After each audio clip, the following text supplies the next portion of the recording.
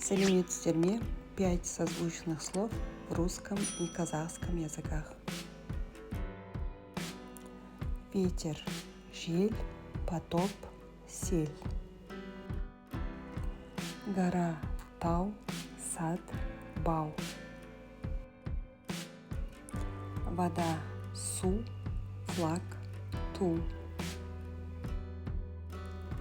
Соль, тұз, лед, мұз.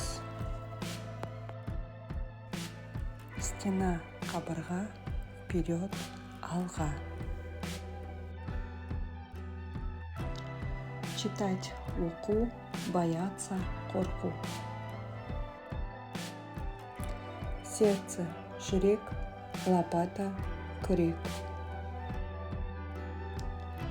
Февраль, ақпан, небо, аспан.